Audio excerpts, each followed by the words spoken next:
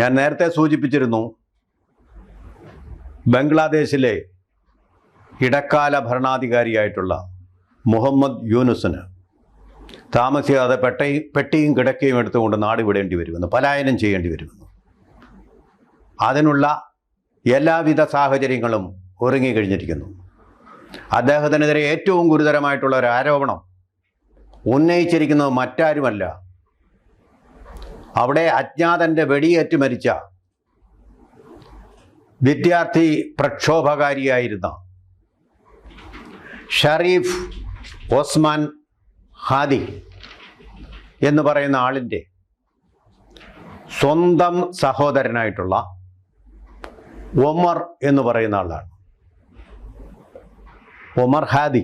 ആ ഒമർ ഹാദിയാണ് ഇപ്പോൾ മുഹമ്മദ് യൂനുസിനെതിരെ ഏറ്റവും ഗുരുതരവും പ്രത്യാഘാതങ്ങൾ ഉണ്ടാക്കാവുന്നതുമായിട്ടുള്ള ഒരു ആരോപണം ഉന്നയിച്ചിരിക്കുന്നത്. ആ ആരോപണം മറ്റൊന്നുമല്ല, അതായത് തൻ്റെ സഹോദരനെ കൊല്ലിച്ചത് മുഹമ്മദ് യൂനുസാണ്. മുഹമ്മദ് യൂനുസാണ് അദ്ദേഹത്തെ കൊല്ലിച്ചത്. റാഡിക്കൽ ഇസ്ലാമിസ്റ്റായിട്ടുള്ള ഷരീഫ് ഒസ്മാൻ ഹാദിയെ കൊന്നത് മുഹമ്മദ് യൂനുസാണ് എന്ന് പറയുന്നത് ആ ഒസ്മാൻ ഹാദിയുടെ സ്വന്തം സഹോദരനായിട്ടുള്ള ഒമറാണ് പറഞ്ഞിരിക്കുന്നത്. ആദ്യമായിട്ടാണ് ഇങ്ങനൊരു വെളിപ്പെടുത്തൽ ബംഗ്ലാദേശിൻ്റെ രാഷ്ട്രീയത്തിൽ ഉണ്ടാകുന്നത്. ഇത് തീർച്ചയായിട്ടും അന്തഃപുര രഹസ്യങ്ങൾ ധാരാളമായിട്ടുണ്ടായിരുന്നു. അതായത് പട്ടാള മേധാവിയും മുഹമ്മദ് യൂനുസും തമ്മിലുള്ള അഭിപ്രായ വ്യത്യാസങ്ങൾ, തെരഞ്ഞെടുപ്പ് തീയതിയെ സംബന്ധിച്ചുള്ളത്, അതുപോലെ ചൈനയോട് അടുക്കുന്നതിനെക്കുറിച്ച്, അതൊക്കെ അന്തഃപുര രഹസ്യങ്ങളാണ്. പക്ഷേ ഇത് വളരെ വ്യക്തമായിട്ട് പരസ്യമായിട്ട് മാധ്യമങ്ങളോട് തന്നെ പറഞ്ഞിരിക്കുകയാണ്. അങ്ങനെ ഒരു വെളിപാട് വന്നിരിക്കുന്നു. അതിൻ്റെ അർത്ഥം ആ കൊലപാതകത്തിന് ഉത്തരവാദി മുഹമ്മദ് യൂനുസ് തന്നെ. എന്തായിരുന്നു അവരുടെ ഉദ്ദേശമെന്നും പറയുന്നുണ്ട്. ഉദ്ദേശം മറ്റൊന്നുമല്ല, ഫെബ്രുവരി 12 നിശ്ചയിച്ചിരിക്കുന്ന തെരഞ്ഞെടുപ്പ്, വളരെ വൈകിയാണ് തെരഞ്ഞെടുപ്പ് നടക്കുന്നത്. അത്രയും കാലം അധികാരത്തിൻ്റെ അപ്പക്കഷണത്തിൽ പിടിച്ചിരിക്കാനാണ് മുഹമ്മദ് യൂനുസ് അത് അത്രയും നീട്ടിവെച്ചത്. ആ കാര്യത്തിലായിരുന്നു അവിടുത്തെ യുവാവായ പട്ടാള ഭരണാധികാരിയും മുഹമ്മദ് യൂനുസും, വൃദ്ധനായ മുഹമ്മദ് യൂനുസും തമ്മിലുള്ള അഭിപ്രായ വ്യത്യാസം ഉണ്ടായത് എന്നോർക്കണം. പക്ഷേ ഈ ഫെബ്രുവരി 12 നിന്ന് മാറ്റാനുള്ളൊരു നീക്കമാണ് ഇപ്പോൾ നടക്കുന്നത്. അതും പട്ടാളത്തിൻ്റെ ശക്തമായ സമ്മർദ്ദത്തെ തുടർന്നാണ് ഫെബ്രുവരി 12 തെരഞ്ഞെടുപ്പ് നടത്താൻ വേണ്ടി ശ്രമിച്ചത്. മുഹമ്മദ് യൂനുസ് വാസ്തവത്തിൽ അധികാരത്തിൽ കടിച്ചു തൂങ്ങിയിരിക്കാൻ വേണ്ടിയിട്ടാണ് ആഗ്രഹിക്കുന്നത്. അപ്പോൾ അതിന് ശക്തമായിട്ടുള്ളൊരു കാരണം വേണം. ആ കാരണമാണ് ഒസ്മാൻ ഹാദി എന്ന് പറയുന്ന ആളിൻ്റെ കൊലപാതകം. ആ കൊലപാതകം അവിടെ സംഭവിച്ചു കഴിഞ്ഞിരിക്കുന്നു. തെരഞ്ഞെടുപ്പ് അതിന് കലാപങ്ങൾ പൊട്ടിപ്പുറപ്പെടും. കാരണം വലിയ വലിയ വോളട്ടൈലായിട്ടൊരു സിറ്റുവേഷൻ ക്രിയേറ്റ് ചെയ്യാൻ കഴിയുന്ന ഒന്നുകൊണ്ട് മാത്രമേ തെരഞ്ഞെടുപ്പ് മാറ്റിവെക്കാൻ പറ്റൂ. അതാണ് ആ ഒരു കാരണം സൃഷ്ടിച്ചിരിക്കുകയാണെന്നാണ് പറയുന്നത്. അപ്പോൾ അധികാരത്തിൻ്റെ അപ്പക്കഷണം, അല്ലെങ്കിൽ അധികാരം എന്ന് പറയുന്ന ശർക്കര കൂടത്തിൽ കൈയിട്ടാൽ പിന്നെ അതിൽ നിന്ന് കൈയൂരാൻ നൊബേൽ സമ്മാന ജേതാവിന് പോലും കഴിയില്ല എന്നുള്ളതിൻ്റെ ഒരു തെളിവ് കൂടിയാണ് ഇപ്പോൾ വന്നിരിക്കുന്നത്.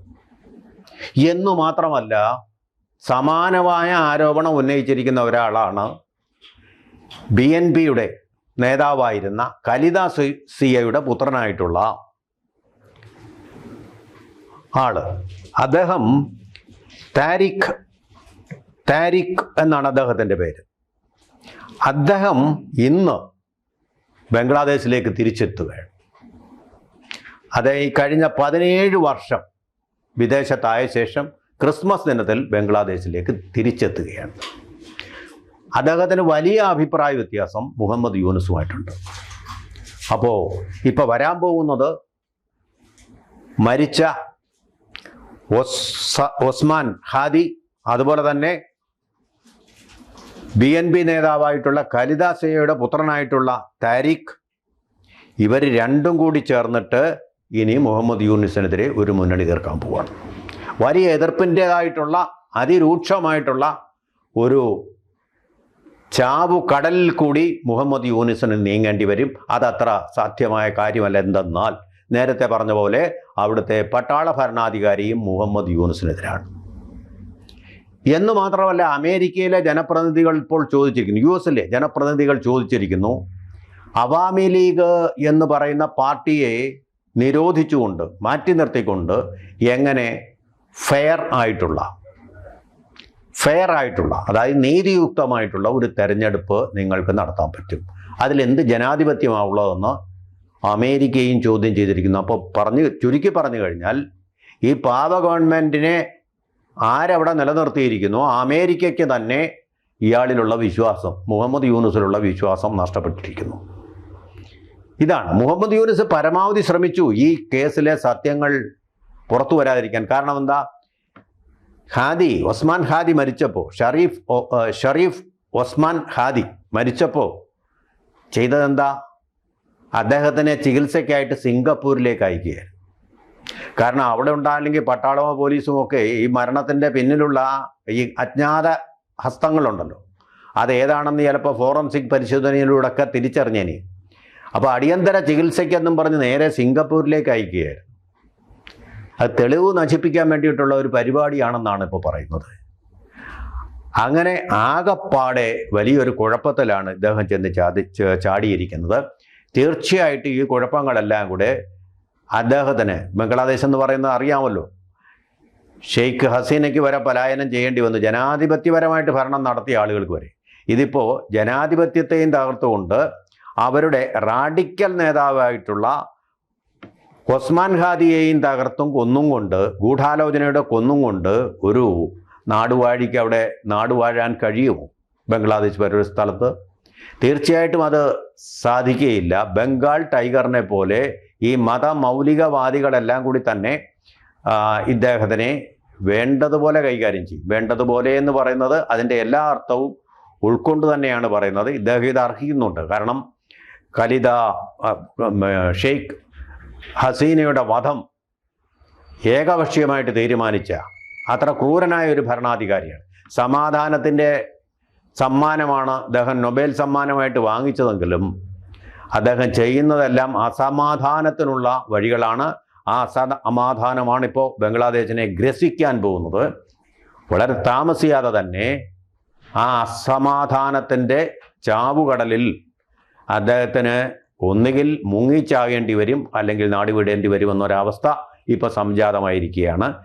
കാര്യങ്ങൾ അത്ര ഭദ്രമൊന്നുമല്ല. ഇങ്ങനൊരു രാജ്യത്ത് എങ്ങനെയാണ് ഫെബ്രുവരി 12 എന്ന് പറഞ്ഞാൽ 2 മാസം കൂടെ ഉള്ളൂ, 2 മാസം പോലും തികച്ചില്ല, 1.25 മാസം കൂടിയേ ഉള്ളൂ. ആ സമയത്ത് എങ്ങനെ തെരഞ്ഞെടുപ്പിന് പരുവപ്പെട്ടിട്ടില്ല, അവിടെ തെരഞ്ഞെടുപ്പ് നടക്കാൻ പോകുന്നില്ല. അത് പക്ഷേ മുഹമ്മദ് യൂനുസ് ആഗ്രഹിച്ച കാര്യമാണ്. പക്ഷേ അതിനുശേഷം അവിടെ അധികാരത്തിൽ കടിച്ച് തൂങ്ങാൻ അദ്ദേഹത്തിനെ അനുവദിക്കുകയില്ല ആ രാജ്യത്തെ ശക്തികളും അമേരിക്ക പോലുള്ള ജനാധിപത്യത്തിന് വേണ്ടി വാദിക്കുന്ന ശക്തികളും എന്നുള്ളത് വളരെ ശക്തിയുക്തം ബോധ്യമാകുന്ന സംഭവങ്ങളാണ് അവിടെ ഇപ്പോൾ നടന്നുകൊണ്ടിരിക്കുന്നത്. തീർച്ചയായിട്ടും ഇത് ബംഗ്ലാദേശിൻ്റെ ജനാധിപത്യ ചരിത്രത്തിലെ ഫെയർ ആൻഡ് ജുഡീഷ്യസ് ആയിട്ടൊരു പോൾ അവിടെ നടക്കുന്നതിന് തീർച്ചയായിട്ടും വലിയൊരു തടസ്സവുമാണ് സൃഷ്ടിച്ചിരിക്കുന്നതെന്ന് വളരെ വ്യക്തമാണ്. ഇനി ഒരു തെരഞ്ഞെടുപ്പ് അവിടെ നടന്നാലും അത് ജനാധിപത്യപരമായിരിക്കുകയില്ല എന്നുള്ളതാണ് നമ്മളിതിൽ നിന്ന് മനസ്സിലാക്കേണ്ടത്. ഇനി ഒരു കാര്യം കൂടി പറയാം. നസ്രുൾ ഇസ്ലാം എന്ന് പറയുന്ന ബംഗ്ലാദേശിലെ പ്രിയപ്പെട്ട കവിയുടെ ആ ഖബറിനടുത്താണ് ഇപ്പോൾ മരിച്ച ഷരീഫ് ഒസ്മാൻ ഹാദിയെ അടക്കം ചെയ്തിരിക്കുന്നത്. പക്ഷേ ആ അസ്ഥികൂടവും സ്പന്ദിക്കുകയാണ്. അതുപോലെ തന്നെ പ്രവാസത്തിന് ശേഷം നാട്ടിലേക്ക് മടങ്ങിയിരിക്കുന്ന BNP നേതാവായിട്ടുള്ള കലിദാസിയയുടെ മകൻ, അദ്ദേഹം അടുത്ത പ്രധാനമന്ത്രി ആവാൻ ആഗ്രഹിക്കുന്ന ആളാണ്. തെരഞ്ഞെടുപ്പ് മത്സരിക്കാൻ തയ്യാറായിട്ട് വന്ന ആളാണ്. അദ്ദേഹവും വെറുതെ ഇരിക്കുകയില്ല. തീർച്ചയായിട്ടും മുഹമ്മദ് യൂനുസിൻ്റെ ദിനങ്ങൾ എണ്ണപ്പെട്ടിരിക്കുന്നു എന്നുള്ള സത്യമാണ്. ഈ കാര്യങ്ങളെല്ലാം പുതിയ വെളിപാടുകൾ നമ്മെ ഓർമ്മിപ്പിക്കുന്നു. കൂടുതൽ വാർത്തകളും വിശേഷങ്ങളും നിങ്ങളിലേക്ക് എത്താൻ ABC മലയാളം സബ്സ്ക്രൈബ് ചെയ്യുക, ബെൽ ബട്ടണും അമർത്തുക.